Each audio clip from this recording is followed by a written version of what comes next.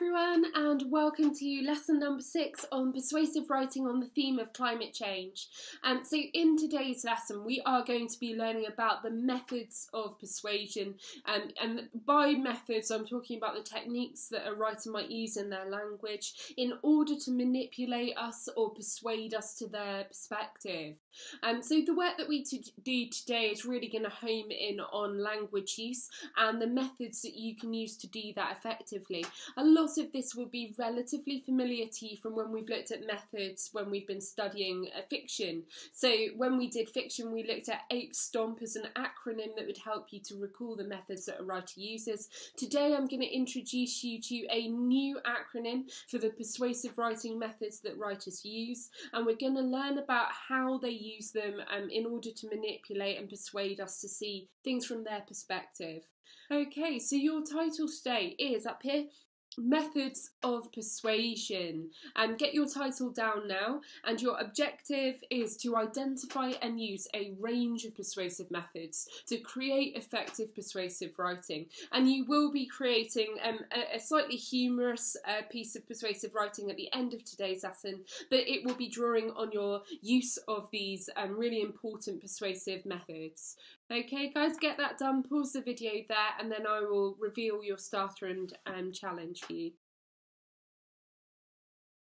Okay, so as I have indicated via the bear, the techniques the writer uses to manipulate a reader are also referred to as methods, and you can use those words interchangeably. So those of you that have watched the previous lessons on lethal white and fiction analysis, you will already know this. You'll know that those two words are interchangeable, but for anyone that's picked up at this point in the lesson sequence, then you need to just be aware that those words essentially mean the same thing for our purposes here. So your starter today over here is to list as many persuasive techniques as you can for writing. So some of the ones that we've already looked at in previous lessons are the use of direct address, that's speaking out to you, and also the use of alliteration.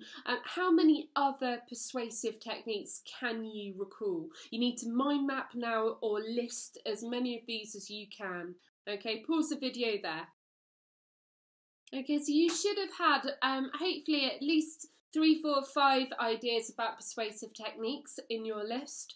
The main purpose of today's lesson will be to expand that so you have many other methods that you are aware of and that can be used to persuade.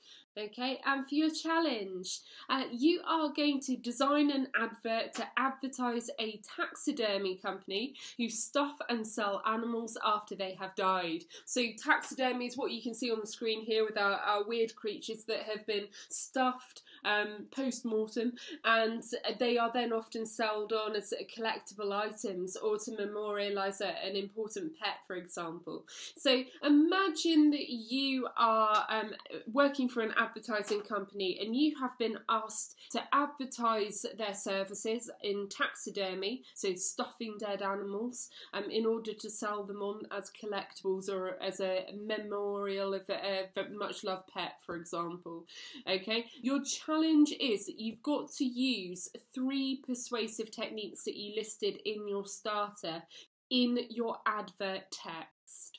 So you may wish to draw a little illustration to go with it, but you don't have to. It's more important that you're thinking about your language use here, and I want you to advertise that taxidermy company using 3 persuasive techniques.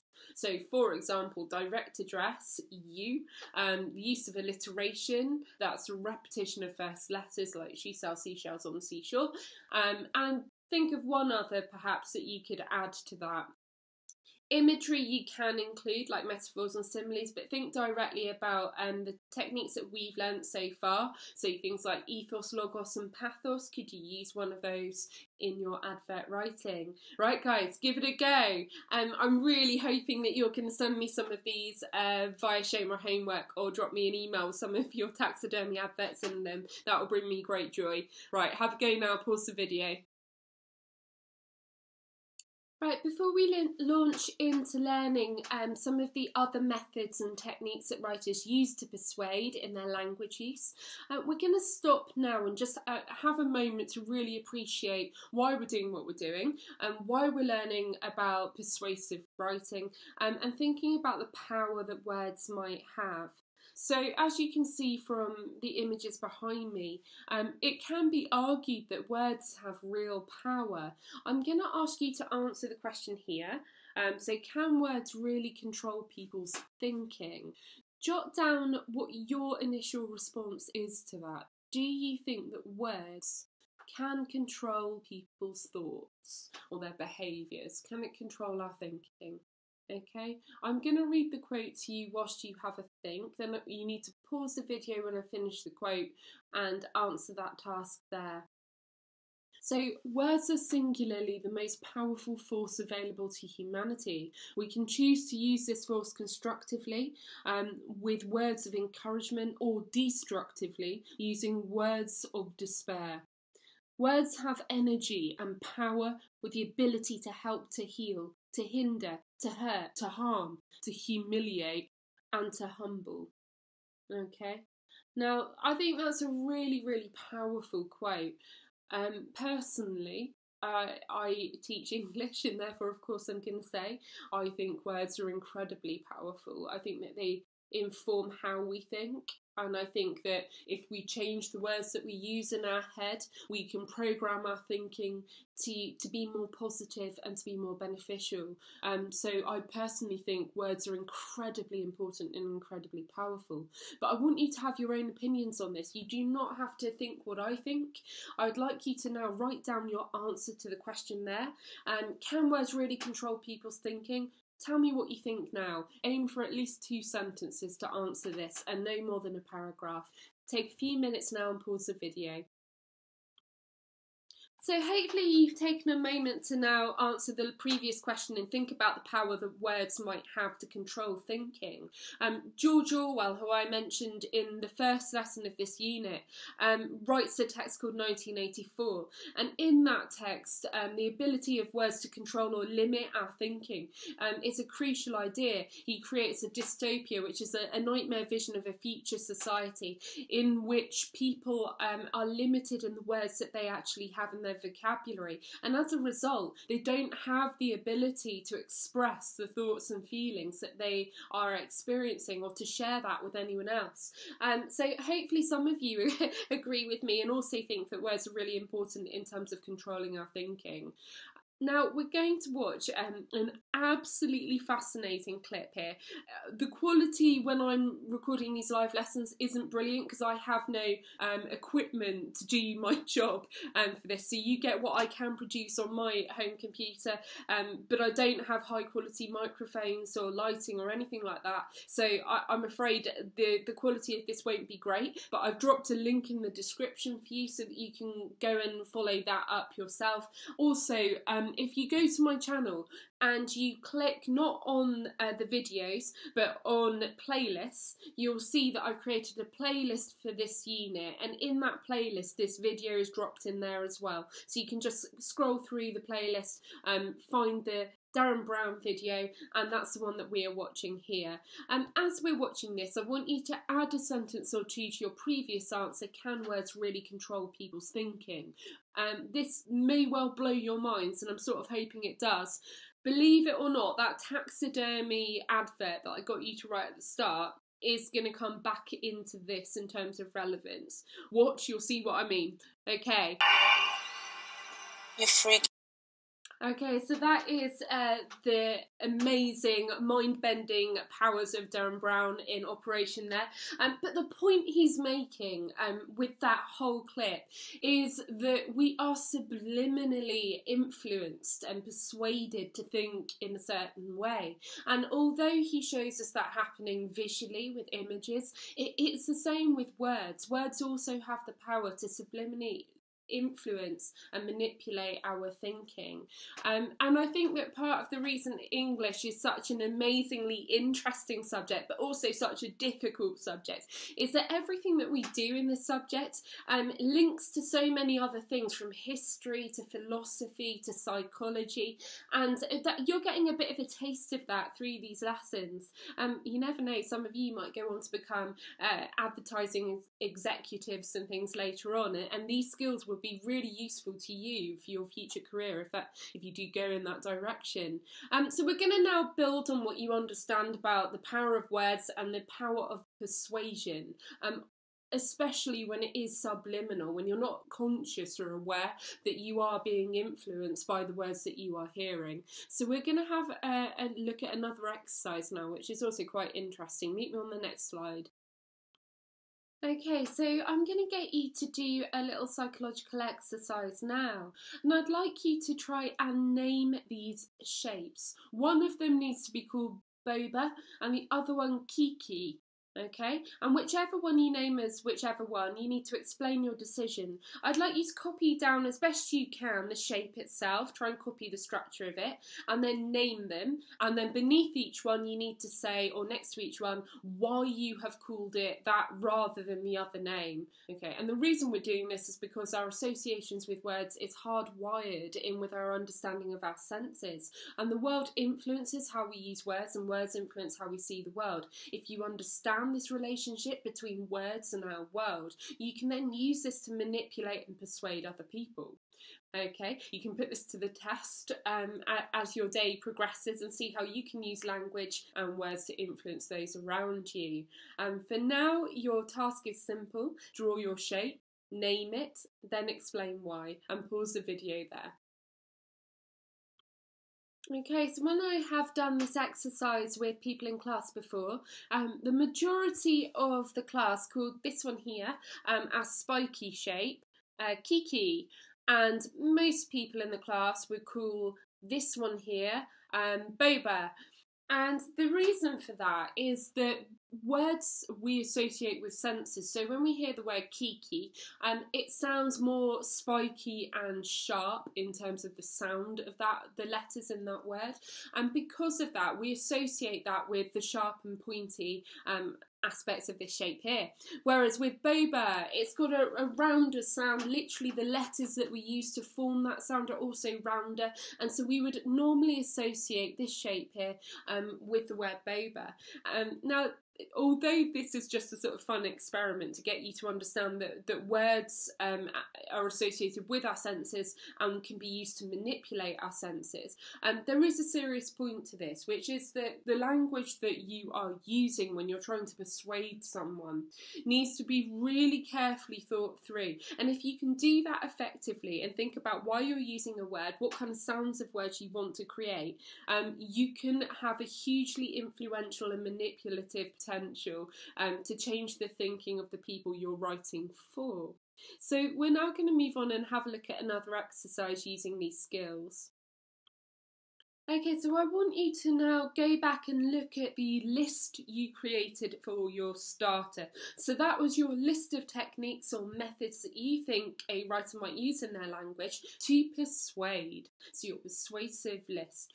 Go back and check your starter list now. Now, on the screen here, I am showing you a new acronym called FIRE Actions, which can be used to learn a great range of methods that writers use. And I want you to tick off the ones that you used in your starter and then copy down the ones that you had not included in green pen. Okay, for your reflection and review work. We are going to be breaking down each of these techniques and learning what they are and how you can recall them. But for now, I just want you to mark the ones you got correct. You could write a total score, so how many you had already included, and then add any of the ones that you didn't include in green pen. Okay, so have a go at doing that now and pause the video. Okay, so hopefully you had actually hit quite a number of these methods on your original list. For those of you that didn't, don't worry, you wouldn't know them unless you've been taught them. So we are now going to learn what each of these methods are and how they can be used. And I'm going to talk that through with you. If I can just grab my highlighter over here. So obviously, you know this one, you know what facts are, you don't really need me to explain that. Imperatives though, so the second one down, an imperative is your command words. So when your teacher says sit down, and give, if you wanted to use another command word, you might say give up, for example, or stand up, and any command or any action which is being demanded from somebody can count as your imperative. And the next ones on the list are imagery, and you'll notice that these are running through the acronym. So the acronym is using the first letters to prompt for us our memory of what some of these methods and techniques might be. So we've done the facts, we've done imperatives, we're now on imagery, okay? So another I, and that is your use of simile, metaphor, and personification. Now you'll know what those are from our previous lessons on studying fiction and ape stomp. So if you're unsure on those, you can either stop the video now, pause it, go look them up, or you can watch our language lesson 2 for Lethal White again, where I run through those. Okay? The next one for R is rhetorical questions, which are questions where you don't expect an answer. Surely you'd agree with me. I don't actually expect you to answer that. I'm using a question, but I don't expect an answer. Okay, and another R for you here in repetition. So repeating a phrase, I have a dream, I have a dream, I have a dream, to really try and cement and emphasise my emotions and the points that I am making. Okay, which leads us on to the next one, emotive language for our E. So emotive language is using strong or emotional words to influence how your reader is going to respond to what you're saying. Exaggeration, sometimes also referred to as hyperbole, is usually by over-dramatising something using superlatives, and superlatives are EST ending words, often like best, biggest. Okay, so it's using exaggeration in order to show the full extent to which someone believes something or thinks something or feels something. Okay, you know alliteration, your repetition of first letters of words like she sells seashells on the seashore. Address, i.e. direct address, using you, and that's also can be broadened out to an inclusive of we. So if I am addressing just you, that is our direct address, but if I am directing this out to a group, like we think this, we should feel, then that is what we call our inclusive. We are including many people in what we are saying with our address there. So there are different forms of that address. And you just need to know that the main ones that we would use for persuasive writing would be the direct you and the inclusive we. Okay, next one, connectives.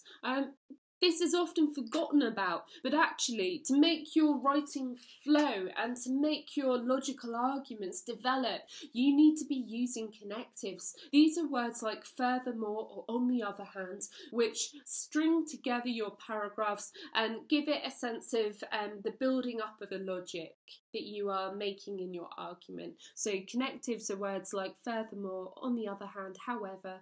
Okay, and the next one, T for triples. This is just repetition times 3. I have a dream, I have a dream, I have a dream. Okay, and the next one, this is very unusual. You will not have learnt this before. I'd be amazed if any of you have learnt this. This is a technique called invent an enemy. This is essentially where you would make the opposite side of the argument seem stupid or immoral in order to make your side of the argument seem better.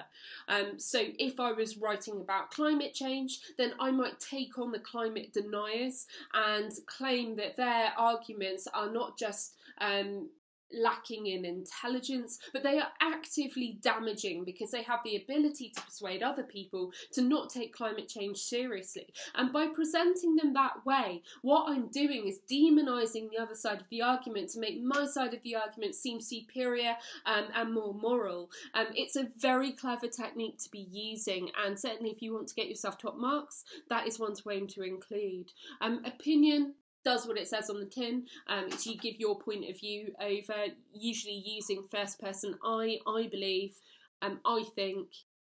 And the next one, new way forward, is where you offer a solution. So you literally offer a new way forward. Again, on the topic of climate change, I might propose that a new way forward is that we improve our access to recycling facilities in the UK, and that if this was more readily available and easier to use, we would be not only doing our bit for the planet, but it would also be the right course of action for any civilised society to demonstrate that they care. So I'm offering a solution to the problem, more recycling, etc. Okay, and the final one is going to come with a massive caveat, which is my warning. So sarcasm, saying something that you don't mean, or using humour to attack the other view, this can be highly effective, but you have to be able to handle it really carefully. The danger is that if you are being sarcastic, you run the risk of very much upsetting people with different perspectives to you, and although you might not be bothered by that, it can make you look petty, and it can make it seem as if that is your only form of attack.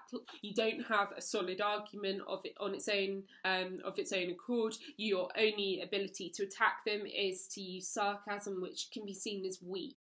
Okay. To give you an example of someone who uses sarcasm very effectively, Greta Thunberg uses it in her speeches, and she is very sarcastic, but she backs up all of her arguments with facts, statistics and evidence as well. So it doesn't come across as being as petty, it just seems to make the opposition look childish and as if they haven't really thought through the consequences of their actions. So it's a brilliant technique, but you have to be really careful with how you use that. So this is your overview of the techniques. You need to write down with definitions the list now.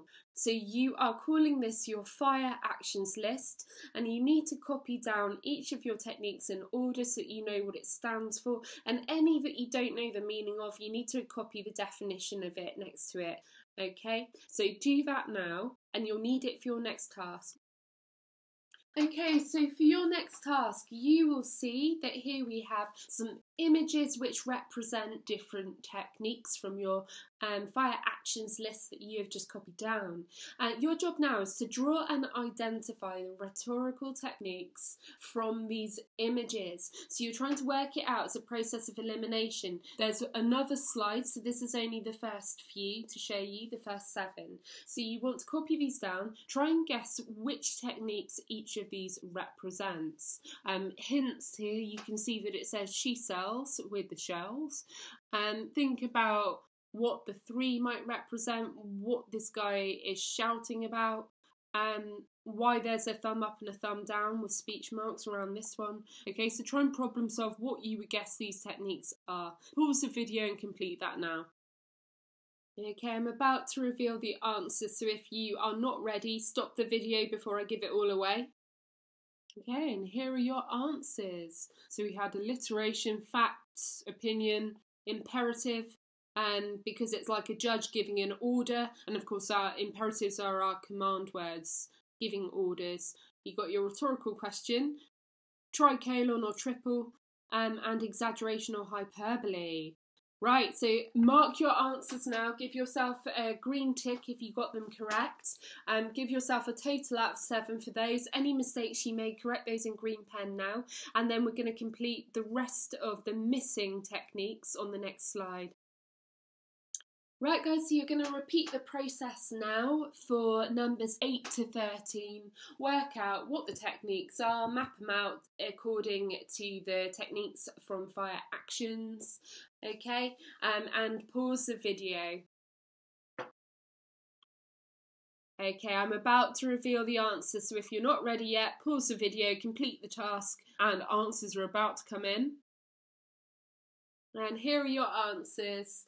So connectives, like a chain, that's using your furthermore, however. On the other hand, your invent an enemy, no particular reason, sort of power symbol. New way forward, like a fast forward. Sarcasm, emotive language, and direct address. So your use of you or the inclusive we, us or our. Okay, so hopefully you did relatively well with those. You need to mark your answers again for 8 to 13. And you are giving yourself a score for those out of 6, because there are 6 of those techniques on this slide, and correcting any mistakes that you made in green pen now. Right, well done people. Pause the video and we'll move to the next task.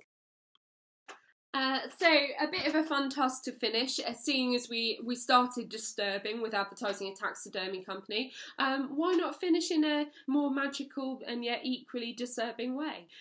We are going to be writing a short piece of persuasive writing here, and your job is to convince me to buy this canned meat, and it is canned unicorn meat. Not a real thing, just to put that out there, and this is clearly fictional, but I want you to imagine that you are having to sell me some canned unicorn meat. You need to try and use at least 5 of the techniques that we have learnt about from Fire Actions, and you can use this image over here to refer to parts of the unicorn meat to really convince me that this is a wonderful food to be consuming. And considering, FYI, for those that don't know, I'm a vegetarian who attempts to be vegan but constantly falls off the wagon with it. This is a real challenge to try and persuade me to eat your unicorn meat.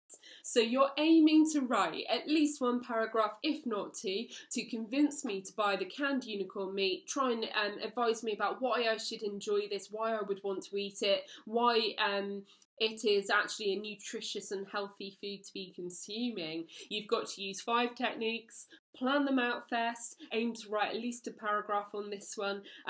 Please send me what you write. I cannot wait to read what you have produced for this. You can send it to me on Show My Homework or via my work email. Okay, right, have some fun with that. That is, once you're done on that, the end of the lesson. Hopefully, if you can send me some of these, I can create a kind of bloopers video where I can read out some of the examples that you guys have sent in, and that would be highly amusing. So please do let me have a copy of whatever you produce. As usual, I am missing you all. It is just not the same having to teach you in this style. Really missing our class atmosphere. My year 7s in particular. Big shout out to all of you. I hope you're all keeping well and safe. Please drop me some messages so I know you're all right. Okay guys, have fun. Bye.